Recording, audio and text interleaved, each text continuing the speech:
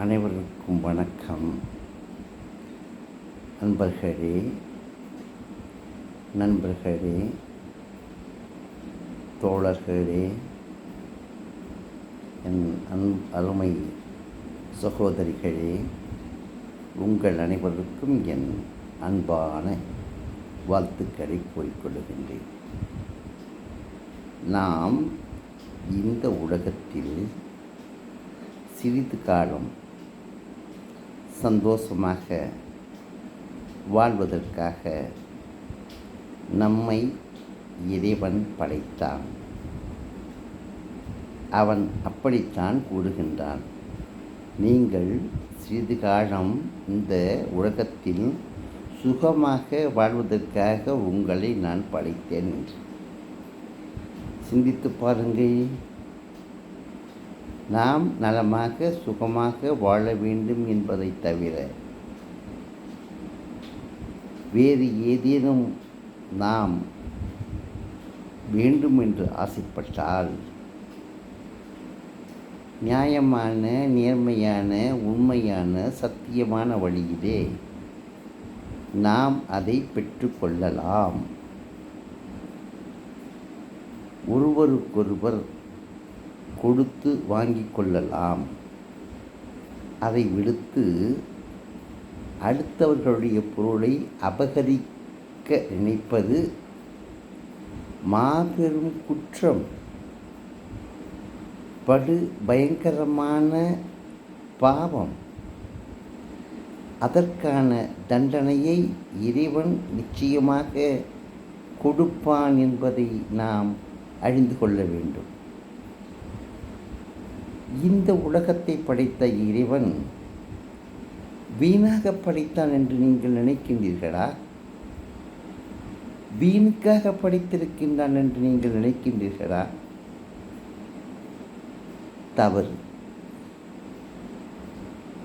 நான் ஒரு மனிதன், நீங்களும் மனிதர்கள். 2 கை, 2 கால்கள், 2 கண்கள், என் அவயங்கள் எப்படியோ அப்படியே தான் உங்களுக்கும், உங்கள் அவயங்கள் எப்படியோ அப்படியே தான் எனக்கும். இது ஏதாவது மாற்றம் உண்டா? கூறுங்கள் என் அன்பு சகோதர சகோதரிகளே. இப்படி இருக்கும் பொழுது நமக்கு உணவளிப்பவன் யார்? நாம் செய்த தவறுகளுக்கும் நன்மைகளுக்கும் கூடி தருபவன் யார்? எந்த ஒரு நிலையிலும் யாரிடம் நாம் கையேந்துகின்றோம்? யாரை நாம் வேண்டுகின்றோம்? துன்பம் ஏற்பட்டால், துயர் ஏற்பட்டால் யாரை நாம் கேட்கின்றோம்? என் துயரை களைந்து கொடு என்று, என் துன்பத்தை நீக்கிக் கொடு என்று. இறைவனைத்தானே நாம் அனைவரும் அவனைத்தானே கையேந்தி கேட்டுக்கொண்டிருக்கின்றோம். அப்படிப்பட்ட இறைவன் உங்களுக்கு ஏன் அவன் தவறு செய்ய வேண்டும்? உங்களுக்கு ஏன் அவன் தீங்கிழைக்க வேண்டும்? உங்களுக்கு ஏன் அவன் பிரச்சனைகளை கொடுக்க வேண்டும்? கொடுப்பானா? கொடுக்கவே மாட்டான். எனக்கு ஏன் அவன் தண்டனை தர வேண்டும்? என்னை ஏன் அவன் தண்டிக்க வேண்டும்? எனக்கு ஏன் அவன் பிரச்சனைகளை ஏற்படுத்த வேண்டும்? எனக்கு ஏன் அவன் துன்பங்களை, துயரங்களை தர வேண்டும்? நன்கு சிந்தித்து பாருங்கள். நீங்கள் தவறு செய்திருந்தால் அதற்கான தண்டனையை நீங்கள் பெற்றுக்கொள்வீர்கள். நான் தவறு செய்தேனால் அதற்கான தண்டனையை நான் பெற்றுக்கொள்வேன். தவறு செய்யாமல் இருக்கும் பொழுது தண்டனை கிடைக்குமா? நாம் ஒவ்வொருவரும் நன்கு சிந்திக்க வேண்டும். நாம் தவறு செய்யாமல், யாரையும் கெடுக்காமல், யாருக்கும் துன்பம் தராமல் இருக்கும் பொழுது நமக்கு எந்த விதமான சோதனையும் நிச்சயமாக வராது. ஆண்டவனை நம்புங்கள். நான் ஏதாவது தவறு செய்திருந்தால் அந்த தவறுக்கான தண்டனை எனக்கு கிடைக்கும் பொழுது இறைவன் மீது பழியை நான் போடுவது நியாயமா? இறைவன் கெடுப்பானா? கொடுப்பானா? கெடுப்பானா? கொடுப்பான்.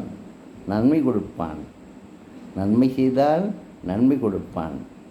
தீமை செய்தால் தண்டனை கொடுப்பான். இது இறைவனுடைய செயல். இறைவன் அதைத்தான் சொல்கின்றான். இந்த உலகிலே அழகிய முறையிலே உங்களை படைத்திருக்கின்றான். அதைப் போலவே என்னையும் படைத்திருக்கின்றான். உங்களுக்கு தேவையானதையும் அவன் கொடுக்கின்றான். எனக்கு தேவையானதையும் அவன் கொடுக்கின்றான். நன்கு சிந்தித்து பாருங்கள். நமக்கு தேவையான அனைத்தையும் அவன் கொடுத்து கொண்டே இருக்கின்றான். இன்னும் அவன் இந்த உலகத்தில் கொடுத்திருக்கின்ற அனைத்தையும் நீங்கள் தேடி எடுத்துக்கொள்ளுங்கள் என்று கூறிவிட்டான். ஆனால் நேர்மையான உண்மையான சத்தியமான வழியில் சென்று அதை தேடுங்கள் என்கின்றான். அதுதானே உண்மை. அப்படி ஒவ்வொரு விஷயங்களையும் இறைவன் சொல்லுகின்ற அந்த சொல்லுக்கு மாறாக நாம் செய்தால் நமக்கு நிச்சயமாக தண்டனை கிடைக்கத்தானே செய்யும். என்னை படைத்த இறைவன், உங்களை படைத்த இறைவன் நமக்கு ஏன் தண்டனை தர வேண்டும்? அவன் ஏன் தண்டனை தர வேண்டும்? நாம் தவறு செய்யவில்லை என்றால் நிச்சயமாக நமக்கு எந்த விதமான தண்டனையும் தரவே மாட்டான். இதை உறுதியாக நம்புங்கள். உண்மை. இது எந்த விதமான பொய்யும் இல்லை. நிச்சயமாக உங்களை இறைவன் எந்த வழியிலும் கெடுக்க மாட்டான். வீணாக இறைவன் மீது பழியை போடாதீர்கள். இறைவன் மீது பழியை போட்டு தப்பித்துக் கொள்ளலாம் என்று நீங்கள் நினைத்தால் அதற்கான தண்டனையை நாம் அனுபவிக்கும் பொழுது அவனிடம் கதறி அழுக வேண்டிய ஒரு நிலை நமக்கு ஏற்படும். செய்த தவறுக்கு அவனிடம் பாவ மன்னிப்பு கோருங்கள். ஒவ்வொரு மனிதரையும் சொல்லுகின்றேன். இந்த உலகத்தில் பிறந்த நான் திரும்ப திரும்ப கூறுகின்றேன், இந்த உலகத்தில் பிறந்த தலைவன் உலக மக்களுக்கெல்லாம் தலைவனாக இருந்தாலும் உலக மக்களையெல்லாம் அடக்கி ஆளக்கூடிய திறமையே உள்ளவனாகவும் இருந்தாலும் அனைத்தையும் தன்னுடைய அதிகாரத்தினால் செய்து விட முடியும் என்று செய்பவனாக இருந்தாலும் ஆண்டவனுடைய தண்டனையிலிருந்து, அவனுடைய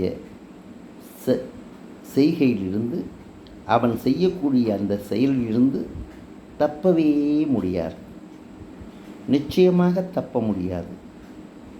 நீங்கள் பார்த்திருப்பீர்கள், எத்தனையோ வழிகளை, எத்தனையோ இடர்பாடுகளை, எத்தனையோ பிரச்சனைகளை, அனைத்தும் ஏன் நடந்தது, எதற்காக நடந்தது, நடக்க வேண்டிய அவசியம் என்ன என்பதை சிறிது அமர்ந்து சிந்தித்து பார்த்தீர்களேயானால் நிச்சயமாக சந்தேகமில்லாமல் அனைத்து உண்மைகளையும் நீங்கள் அறிந்து கொள்வீர்கள். அன்பு சகோதர சகோதரிகளே, திரும்ப திரும்ப சொல்லுகின்றேன், உங்களை இறைவன் எந்த வகையிலும் தண்டிக்கவே மாட்டான். நீங்கள் தவறு செய்யாமல் இருந்தால். அவன் படைத்த ஒரு உயிருக்கு நீங்கள் துயர் செய்தால், துன்பம் தந்தால், அதற்கு தன்னை அவன் உங்களுக்கு தந்து விடுவார். உங்களை விரும்பித்தான் அவன் படைத்திருக்கின்றான். உங்களைப் போல ஒருவரை உங்களை உருவாக்க வேண்டுமென்று அவன் உங்களை உருவாக்கியிருக்கின்றான். அதேபோல்தான் மற்றவர்களையும் அவன் உருவாக்கியிருக்கின்றான். அவன் உருவாக்கிய ஒருவனை நீங்கள் வெறுப்பதற்கு நீங்கள் யார்? இறைவன் உருவாக்கிய நீங்கள் இறைவன் உருவாக்கிய இன்னொருவரை வெறுப்பதற்கு காரணம் என்ன? நீங்கள் யார்? உங்களுக்கு என்ன உரிமை இருக்கின்றது? சிந்தித்துப் பாருங்கள். மனிதர்களிடத்திலே நான் அன்புடனும் பண்புடனும் பாசத்துடனும் நேசத்துடனும் பழக வேண்டினே ஒழிய அவர்களுக்கு நாம் எந்த வகையிலும் தீங்கு செய்வது ஆகாது. அவர்களுக்கு நாம் தீங்கு செய்தால் அதற்கான தண்டனையை இறைவனிடத்திலிருந்து நாம் பெற்றுக்கொள்வோம் என்பது நிச்சயமான உறுதி. நன்றி, வணக்கம்.